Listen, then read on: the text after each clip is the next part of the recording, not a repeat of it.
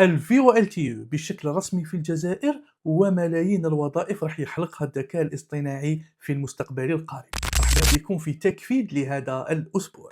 جينسين هوانغ المدير التنفيذي لانفيديا قال لك باللي ما تخافوش، الذكاء الاصطناعي راح يجيب لنا ملايين الوظائف في المستقبل، وقال باللي الناس اللي راهي خايفه على انه الذكاء الاصطناعي يستبدلها ولا ينحي لها الوظائف ديالها، قال لهم ما تخافوش، لكن خافوا من الانسان اللي راح يستعمل هذه الادوات لانه راح تكون عنده افضليه مهما كان المستوى ديالو. واوبن اي اي هذا الاسبوع طلقت لنا تحديثات جديد تاع لي زابي وباسعار رخيصه نوعا ما، تتيح للمطورين على انه يدمجوا الاصوات داخل التطبيق ديالهم. معناتها تولي زعما عندك تطبيق تاع بنك ولا تطبيق تاع توصيل، تولي تهضر معاه صوتيا، تعطي له اوامر صوتيه ولا تدردش معاه وهو يرجع لك كانه بشري. هذا التطور اللي راهو صاري في التطبيقات وكيفيه التعامل تاعنا معاه. احنا كامل نخدموا بكلود كود. هذه المرة خبر يفرح بزاف الناس اللي يعتمدوا عليه في كتابة الكود ولا في المشاريع ديالهم.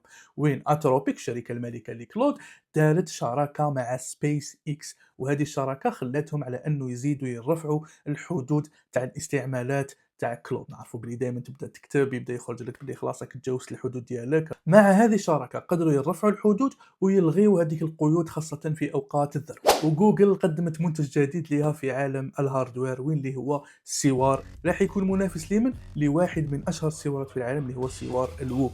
قدمته ب 99 دولار وبدون اي اشتراك شهري، يعني انت تقدر تستعمله تشريه منتج 99 دولار وعيش تخدم به عادي باي تطبيقات، ومدمج بجيميناي وفيه بزاف امورات.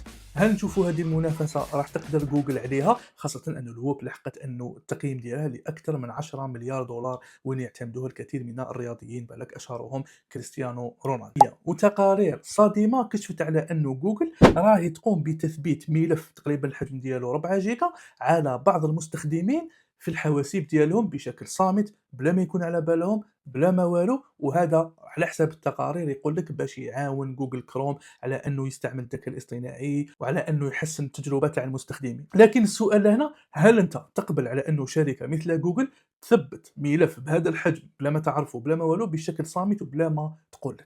واخيرا واحده من الميزات اللي كانت في يوتيوب وكانت لازم تخلص عليها، اللي هي هذاك الفيديو المصغر في الهاتف ديالك، يوتيوب راهي تطلق فيها مجانا للمستخدمين. معناتها الان تقدر هذاك الفيديو تقدر راك نقول راك تخدم راك في يوتيوب، تحب تخرج تروح تطبيق واحد اخر ولا تروح تطبيق تاع ريزو سوسيو والفيديو يبقى يعمل بشكل عادي، تبقى برك هذيك تاع باش يوتيوب يعمل في الخلفيه، اما تخلص ولا تشوف طرق واحده اخرى.